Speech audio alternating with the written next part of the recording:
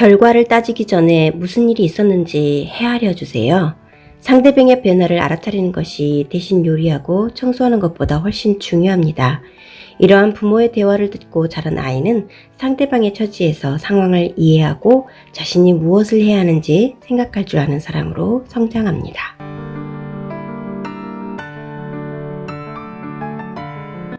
안녕하세요. 반갑습니다. 여러분. 공코예요. 저희 영상을 찾아와 주셔서 정말 감사드리고요. 저는 이제 사회적 거리두기 캠페인이 진행 중이잖아요. 저 역시 집에서 있으면서 직장 근무 아닌 날에는 아이들과 함께 책도 보고 또 엄마의 정신력도 기르는 중이거든요. 평소 아이들에게 말조심해야 함을 잘 아는 부모라도 매일매일 이렇게 아이들과 마주치고 부딪히다 보면은 나도 모르게 놓치게 되는 말 이런 게 있는 것 같습니다. 아이의 두뇌는 부모의 대화 속에서 자란다. 그리고 부모가 아이에게 절대로 해서는 안 되는 말 50.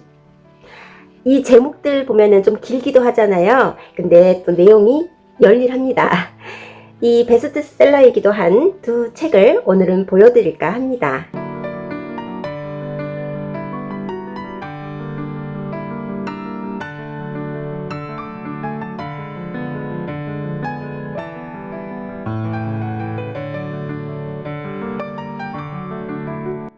집에서 집콕하시는 여러분들, 엄마들, 그리고 아빠들, 모든 부모들 응원드립니다.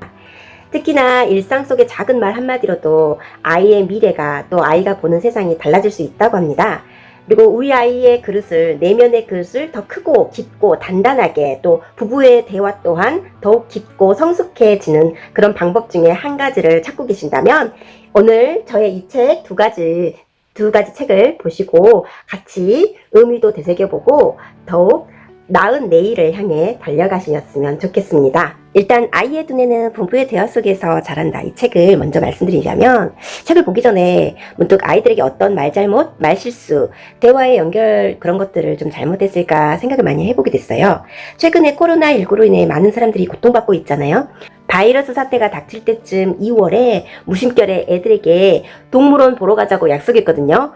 6살, 10살 두 아들들이 있는데 제가 동물원을 하도 가고 싶다고 하니까 한번 보러 가자 하고 무심결 말을 했어요. 근데 그 말이 지금 이제 거짓말로 돼버린 거예요. 동물원 구경은커녕 몇 달간 방콕을 하고 있으니까 여행도 못 가지, 근처 놀이터도 갈까 말까 고민을 하면서 결국은 안 가게 되고, 키즈카페, 엄마들 아이들 데리고 가면은 커피 한잔 할 수 있는, 음료수 한잔 할 수 있는 게 키즈카페잖아요. 그런데도 문을 다 닫았죠. 공공시설은 더욱이 어렵죠. 지금 전남권에서는 2020년 8월 말부로 2.5단계 정도의 강화, 사회적 거리두기 강화가 되고 있거든요.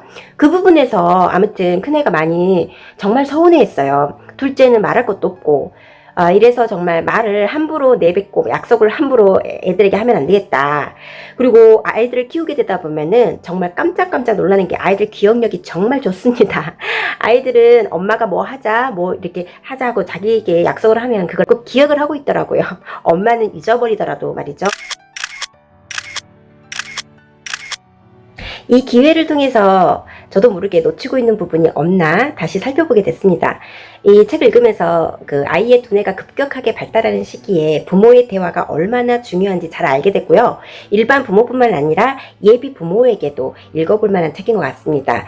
그리고 물론 이제 일본 제품 불매운동이 한창인 시기이긴 한데 일본 작가가 쓴 책이라 예민한 부분이 될 수도 있는데요.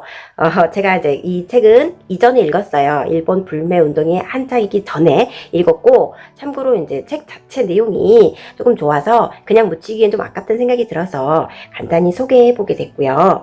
이 책의 저자는 그 부모와 자녀의 커뮤니케이션 연구실 대표이기도 하고요. NHK 교육 프로그램 무럭무럭 육아를 진행한 가족 소통 전문가이기도 합니다. 육아 전문가들을 직접 취재하면서 얻은 지식과 정보를 일반 부모들에게도 알리고 싶다는 바람으로 부모와 자녀의 커뮤니케이션 연구실을 설립했고요. 결혼, 출산, 육아를 경험하면서 다수의 강좌를 개설했고 지금까지 2만 명 이상의 부모들을 만나왔다고 합니다. 또한 수많은 부모들로부터 육아가 180도 바뀌었다라는 극찬을 들으면서 열렬한 지지를 받고 있습니다.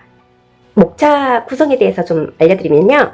부부 대화법이 바뀌어야 아이의 미래가 달라진다. 4개 여는 글이고 1장, 2장, 3장으로 1장, 2장, 3장, 4장까지 나뉘어져 있는데 부부의 대화가 길러주는 아이의 5가지 능력이 1장, 아이의 상황에 맞춘 부부대화법 16가지가 2장, 부부 갈등을 해결하는 부부대화법 12가지가 3장, 그리고 완벽한 부모보다 서로 보완하는 부모가 아이를 똑똑하게 만든다. 이게 4장입니다.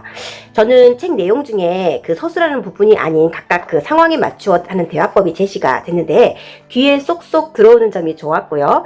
이렇게 해야 한다가 아닌 이렇게 방향을 조금만 틀어서 해보는 게 어떻겠냐, 이게 좋을 거라고 하면서 작가가 스무스하게 안내해주는 듯한 느낌도 나쁘지 않았습니다. 아이와의 갈등 시 아이와의 대화법뿐만 아니라 부부간의 대화법, 자연스럽게 유도하는 등의 여러 예시문을 통해서 한국적인 상황에서의 대입도 가능할 것 같아요. 아이는 날마다 그 엄마와 아빠를 지켜보고 있습니다. 이 첫 도입부부터 나오는 이 문장이 의미심장하거든요. 페이지 61에서 64페이지 정도인데 다른 집 아이와의 비교 부분이라든지 칭찬하는 부분에서 정말 저도 실생활에서 그렇게 많이 행동했던 거에 대해서 반성을 했고요. 너무 그동안 아이를 위한답시고 위선적인 행동을 하지 않았나 싶더라고요. 자녀 교육은 아이와 부부 간의 그 일방적 통행이 아닌 쌍방향 통행해야 한다는 생각이 들고 책에서도 그러한 방법을 반복적으로 보여주고 있어요. 그리고 앞으로 더욱 자라나는 아이들의 미래 또한 부부의 대화나 아이들과의 대화에서 많이 시작되는 것 같습니다. 아이들에게 육아한답시고 혹시 아무 말 대잔치 하지 않았어요? 욱하고 후회하는 거는 습관이라고 합니다. 전문가들이 그렇게 말씀하시는데 부모가 아니라 감시자였던 부모들이라면 한번 또 집중을 해보시는 게 좋을 것 같습니다. 두 번째 책, 부모가 아이에게 절대로 해서는 안 되는 말 50입니다.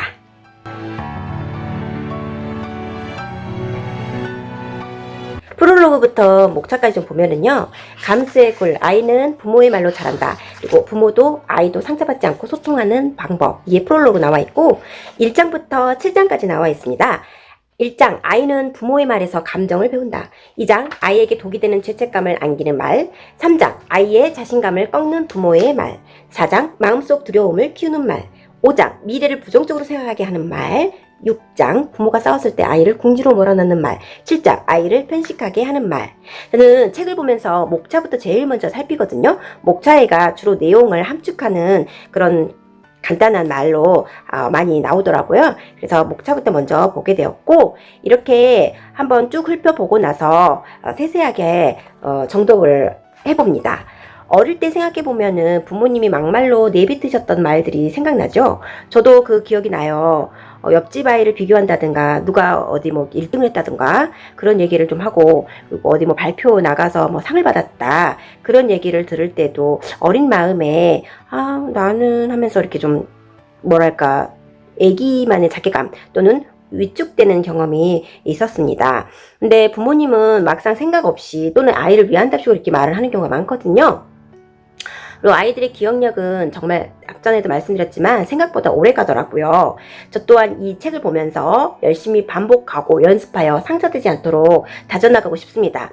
제가 특히 아이들에게 많이 내뱉던 말들을 보니까 빨리빨리 좀 해. 왜 이리 더디냐. 아니면 울고 있는 아이에게 얼른 뚝 안 그쳐? 뚝 그쳐. 안 그치면 이거 안 준다. 밥 안 준다. 그렇게 말하거나 너 때문에 엄마가 정말 힘들다. 너 때문에 이것도 못한다. 아니면 또 어떤 그 부모의 싸움 중에 아이가 이렇게 옆에 있으면 너는 신경 쓸 거 없다. 집에 방에 들어가라. 막 그런 식으로 말을 하는 경우 있는데 여러분들도 혹시 잘 한번 생각해 보세요. 저는 지금도 말을 내뱉으면 아이들에게 절반은 좀 하지 말았어야 할 말들을 좀 하고 있는 것 같아요. 그리고 참고로 저는 이제 이렇게 다 읽고 나서 한 단락마다 이렇게 글씨를 요약을 잠깐 하고 있어요.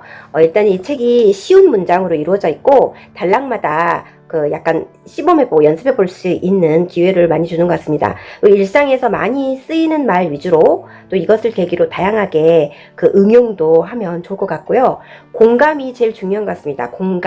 공감에 대해서 많이 설명이 나왔어요. 공감의 말로 아이가 느끼는 감정을 대신 설명해주고 그 뒤에 상황에 대해서 또 알아듣기 쉽게 아이의 눈으로 시선으로 설명을 한다는 게 또 중요하더라고요. 그리고 이렇게 중간중간 그래서 제가 책에다가 낙서도 좀 했습니다. 이게 낙서 겸 메모 겸 이렇게 하면서 잊지 않기 위해서 계속 하고 있고, 보면서 좀 떨어져 또는 남자애가 이런 걸 가지고 많이 울고 그래 막 그런 얘기 있잖아요. 남자아이들 키우다 보면은 이런 말 많이 하게 되더라고요. 네, 이 말에 제가 좀 가슴이 찔렸습니다. 큰애 같은 경우는 10살이고 첫째이기 때문에 양보하는 일도 많아요. 둘째를 위해서 동생에게 어릴 때는 많이 울면서 나만 미워하냐고 동생한테 맨날 양보하냐고 그렇게 하더니 지금은 이제 그게 매일 일상사가 돼서 그런지 좀 덜하긴 한데 아직도 한번 울면 눈물을 쏙 빼면서 동생한테만 너무 이렇게 동생하고 자기를 차별한다 그런 얘기도 하더라고요. 근데 보니까 큰애는 또 아기 때 많이 위탁을 해서 키웠어요. 이를테면 돌봄 이모를 통해서 큰애가 자랐거든요. 5개월부터 제가 일을 나가면서 36개월까지 짧지 않은 시간 동안 위탁을 했는데, 그러다 보니까 눈치밥을 많이 먹어서 눈치가 꽤 됩니다. 네, 물론 또 아이 돌봄 이모도 엄청 정성스럽게 키워주셔서 늘 감사한데, 아무래도 부모는 항상 그래요. 내가 품에서 키우지 않고 내 품에서 차고 키우지 않아서 미안한 마음, 그리고 항상 어떤 실수를 하거나 그럴 때 아이가 주춤한다든지, 그리고 자기 나이보다도 좀 더 눈치를 좀 보고 그렇게 할 때 마음 좀 아팠는데요. 책을 읽으니까 어느 정도 거기에 대한 먼저 공감이 되고, 그리고 나서 해결책을 조금씩 찾게 되더라고요. 책을 읽기 힘드신 분들이 많을 거예요. 집에 있더라도 정말 할 일이 많잖아요. 그럴 때는 제가 읽어드리거나 이렇게 내용을 뽑아주는 부분에 커피 한잔 하시면서 제 영상을 시청해 주시는 것도 좋을 것 같아요. 가볍게 보시기에도 괜찮을 것 같거든요. 여러분들에게 힘이 되어주고, 그리고 소중한 시간 빼앗지 않도록 열심히 하겠습니다. 여러분 시청해주셔서 정말 감사합니다. 다음 시간에 더욱 유익한 영상으로 찾아뵐게요.